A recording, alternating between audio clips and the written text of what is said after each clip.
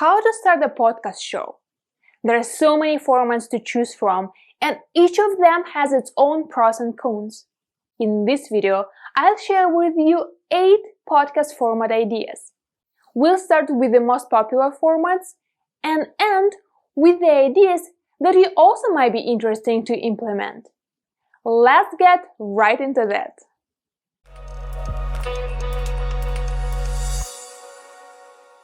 Hi, my name is Marina Barayeva, and on this channel I help you to build your personal brand.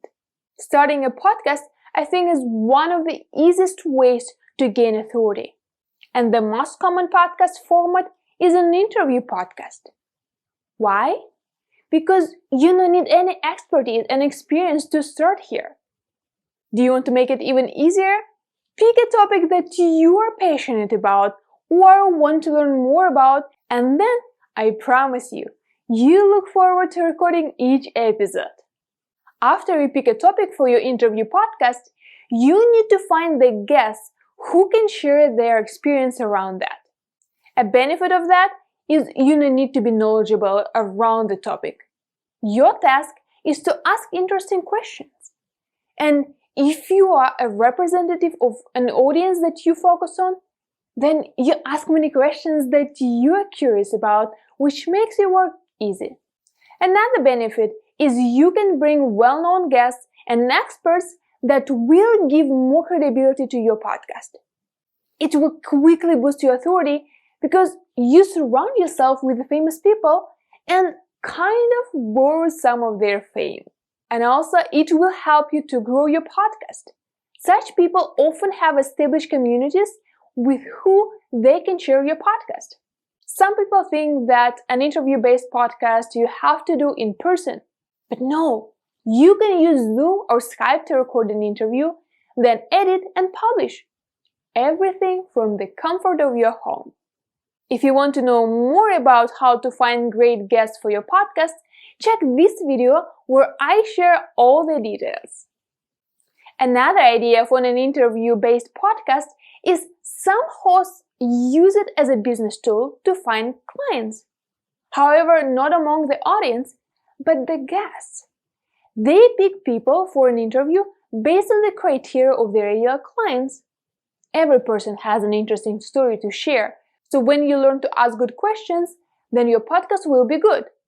And that way, you establish connections with your guests. After an interview, you may have a chat and recommend them more of your resources. Or you can send them a follow-up suggesting your upcoming events. And also, you can offer another call to talk about how you can help them, let's say, to grow their business.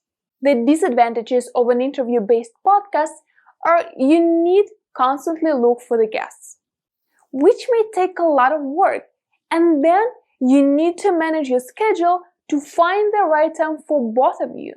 It also may take time to research a guest to find what content you want to cover. Another challenge may be with you or your guest's internet connection. Have a good internet so at least you'll be confident about yourself, and if the connection on your guest side isn't that good, then suggest to reschedule an interview. Or if your guest knows a little bit of technology, then you can guide him or her, teaching how they can record an extra audio copy of your conversation on their side. And then they can send you the file. Also, there are already many interview-based podcasts. Think about how you are going to stand out. An example of the interview-based podcast is the Tim Ferriss Show. Tim interviews innovators from a wide range of sectors, uncovering the secrets to high performance. That's format I use for my podcast, Marketing for Creatives, too. By the way, in this video, I share how podcasting can benefit your business. Check it out after you finish watching this video. The second popular way to start a podcast show is a solo podcast format. It's often based on the host's interest or experience. A big benefit of it is that you are not depending on anyone, and you can craft your episodes about anything you want at the most convenient time for you. It often helps to establish you as an expert while on the interview-based podcast, you promote other people. The solo podcast is a great way to build your personal brand. Keep in mind an audience you want to reach. Focus on your topic and stay consistent. That will help you to establish you in the market. It also helps to form a deeper connection with people through your personal stories, sharing the struggles you went through, and your ways to create what people search for. The downside of hosting a solo podcast is it might be difficult to constantly come up with the topics that hit the audience and keep yourself high for each episode. The reality is that sometimes when people start on their own, they lose that fire that inspired them in the beginning, as the growth takes time, so they quit. Also, not everybody is confident to speak by themselves, and often people record an episode or parts of it a few times before they're happy with the result. It may be tiring. If you are new to podcasting, having a guest often makes it easier to create interesting episodes. An example of a solo episode is an untaped podcast with Natalie Sisson, where she helps people to improve their lives. The third effective podcast format is perfect if you are a coach or consultant, or you have such service in your business. You can coach or consult people right on your podcast. It's a great way to show your expertise and the way you work. It's easier to create the episodes when you have a conversation.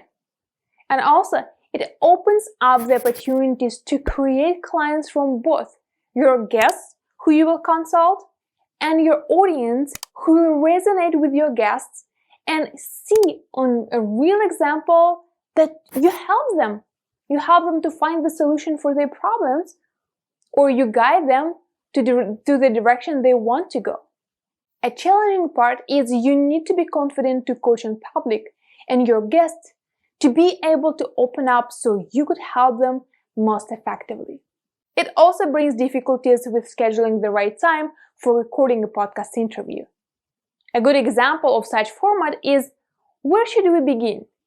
Podcast hosted by therapist Estelle Perel, where real couples anonymously bear the raw, intimate, and profound details of their story. The fourth way to start a podcast show is to host the episodes with your coworker or a friend.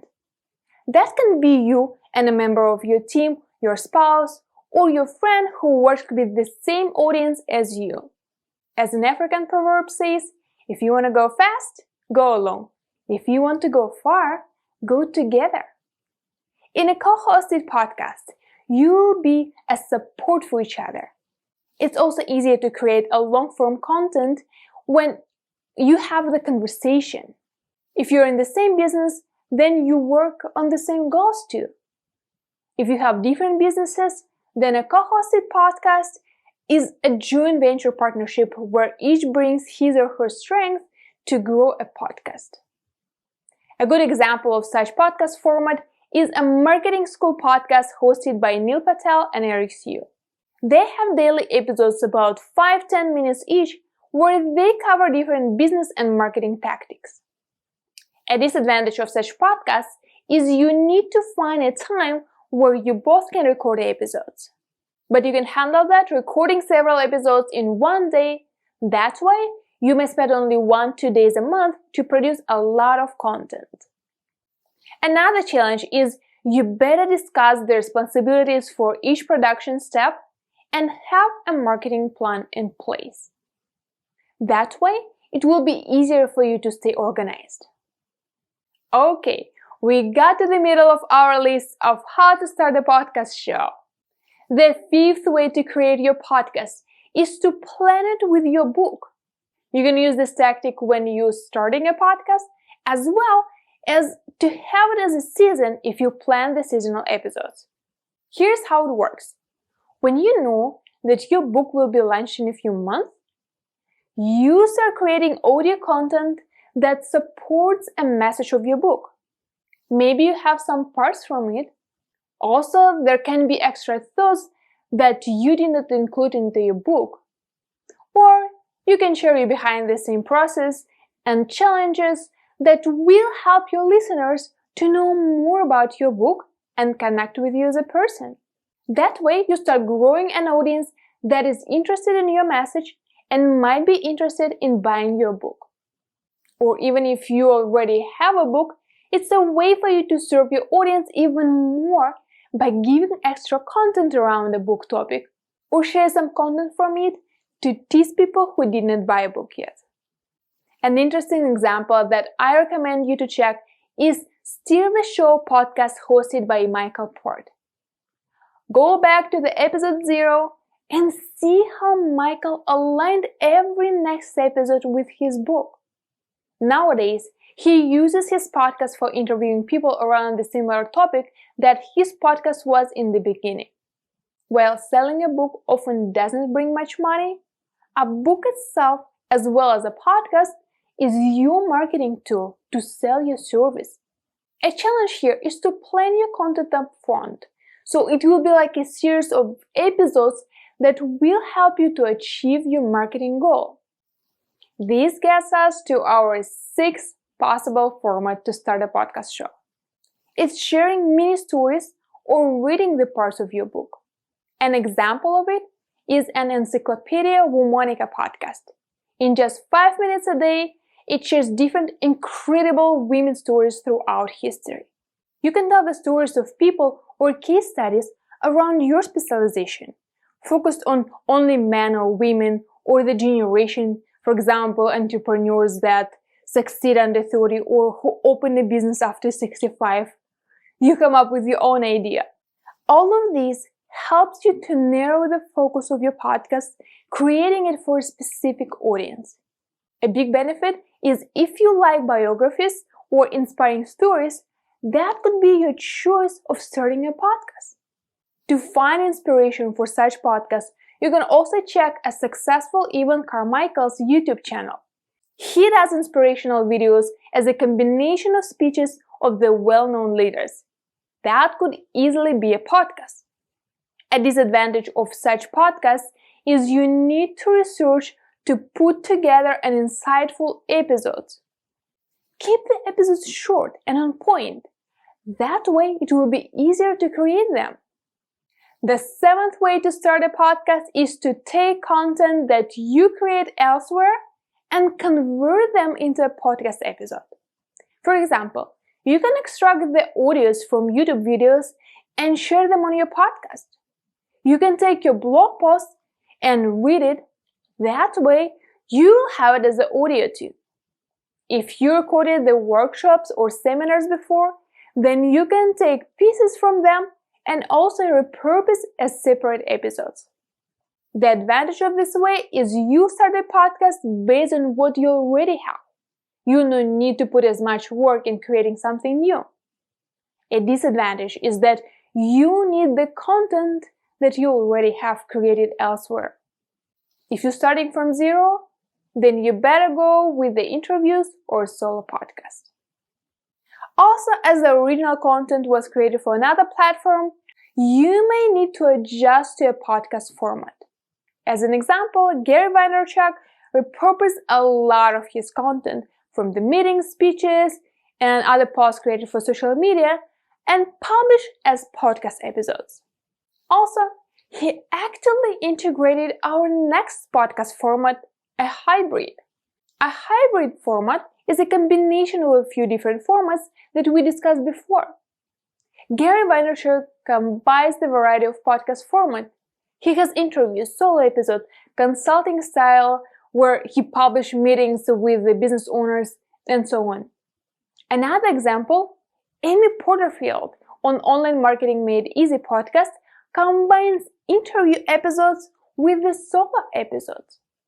A benefit of this podcast format is you can test new ways of communicating with your audience. You can also bring a variety to the episodes, and you can share more content. A downside is don't go over too much, so people would know what to expect from you with the content and the way you appear to them, because that's why they came to you. Now, from all of them, what format do you like more for your podcast? Leave me a comment below. And if you want to know how to easily plan your podcast schedule, check this video. I'll show you how you can make it visual and use drag and drop features to organize all the episodes with a few clicks.